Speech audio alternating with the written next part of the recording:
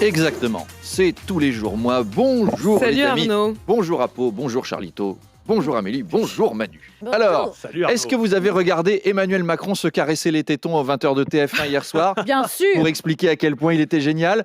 Ou vous avez fait comme Manu le Chypre et moi, vous avez voulu avancer dans Zelda Tears of the Kingdom?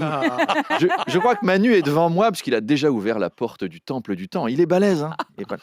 Bref, c'est vous dire si on a été passionné par l'interview du président. C'est fou, hein, avant quand le chef de l'État parlait, c'était important. Là, on est là, ouais, encore. Et il nous a encore sorti la valeur travail. Dans son interview de dimanche, il l'avait déjà rappelé, qu'il croyait en l'émancipation par le travail et que c'est aussi pour ça qu'il a repoussé la retraite de 2 ans. Alors j'ai envie de te dire, si à 62 ans, t'es toujours pas émancipé par ton travail, ça va pas se jouer entre 62 et 64. T'auras pas une révélation à ce moment-là. Emmanuel Macron qui recevait d'ailleurs hier à Versailles 150 patrons de multinationales pour les convaincre d'investir en France. Choose France. Voilà, avant c'était plutôt Choose France. Allez, Choose. on part délocaliser en Chine. Maintenant Ciao. c'est Choose France, il y a du mieux. En fait, dimanche soir, Zelensky a demandé à Macron de lui envoyer des blindés pour renforcer l'Ukraine. Et hier, c'est Macron qui a reçu des blindés, mais à Versailles pour les convaincre de plutôt nous renforcer nous. Alors convaincre les entreprises étrangères de venir investir en France, ça n'a pas dû être facile. Hein. Bon courage. Oh, Elon Musk, content de vous voir. Ah bah si, quand même des grands patrons qui choisissent la France, ça change des immigrés. je sens que nous sommes à l'aube d'une collaboration très fructueuse. Vous savez Elon, les Français sont un peuple enthousiaste, travailleur, impliqué, productif. Attendez une seconde. Arrêtez de jeter des cailloux dans les vitres, vous avez tout gâché. Retournez bosser, bande de gueux. Bien, Elon, je vous disais que les Français avaient la valeur travail chevillée au corps et qu'ils sont évidemment... Attendez une seconde. Barrez-vous avec vos casseroles, bande de communistes. Elon, toi qui peux envoyer n'importe qui sur la Lune, tu veux pas me faire un petit charter avec Mélenchon, Sophie Binet et Laurent Berger? On va vous envoyer sur orbite, les moustachus. À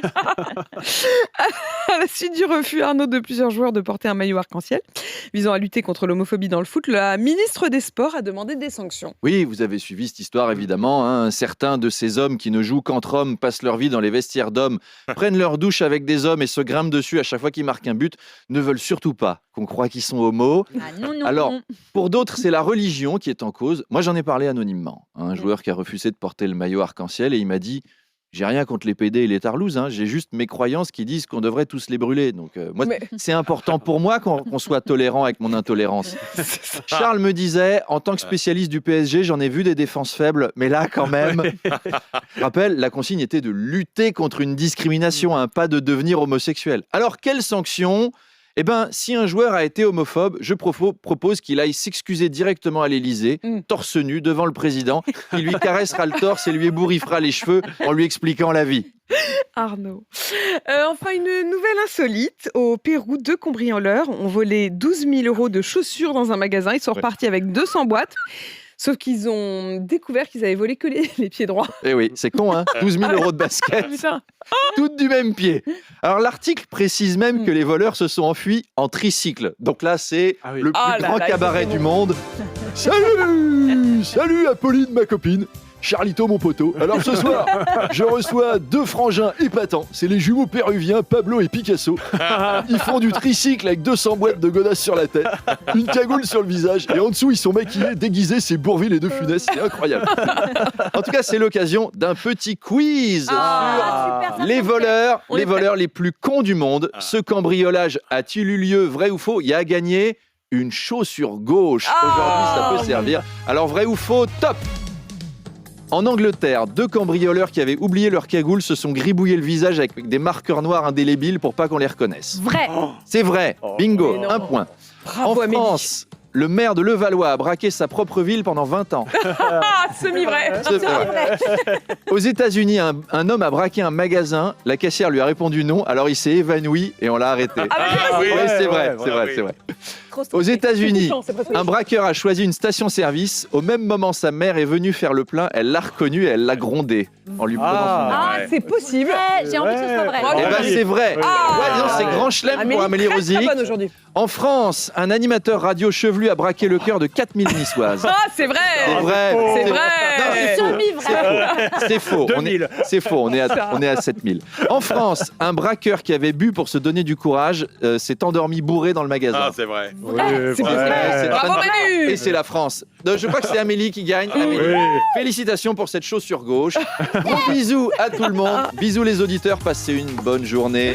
Et à demain. À demain, Arnaud, 7h20, 8h20, tous les jours en direct sur RMC. Arnaud, ce qui fait réagir ce matin, c'est les 1 an d'Elisabeth Borne à Matignon. 1 an. Et oui, joyeux anniversaire Babou, vous le disiez, 1 an déjà, vous avez l'air surprise, mais c'est normal, le temps passe vite quand on s'amuse. 1 an de joie, de plaisir, de bienveillance et de sérénité avec les Français.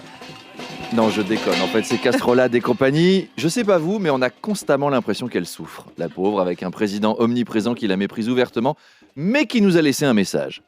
Elisabeth, bon anniversaire! Je sais que travailler avec moi n'est pas facile, mais je te jure que tu n'es pas si nul que ça. Et je te regretterai quand tu seras parti. J'espère d'ailleurs te regretter le plus rapidement possible. Voilà, c'est 1 an, c'est les noces de coton. Bosser avec Macron, c'est coton. Elisabeth Borne nous a laissé un message. Ici, à Matignon, je suis très bien traité. Le président me laisse voir ma famille, il ne m'insulte que très peu et j'ai parfois à manger. Je suis bien traité, ne vous inquiétez pas. J'ai même envie de dire... Tagada de soin de soin. Un message qui a ému un certain Pierre Mortez de Paris qui a laissé ceci à l'intention d'Elisabeth Borne. Confiez-vous à nous, toute l'équipe de Détresse Amitié là qui vous écoute. Vous êtes dans une mauvaise passe, mais le bout du tunnel n'est peut-être pas si loin. Eh ben courage Elisabeth. Ils sont sympas, les auditeurs. Magnifique. Vraiment un chef-d'œuvre. Arnaud Demanche que l'on retrouve tout à l'heure à 8h20.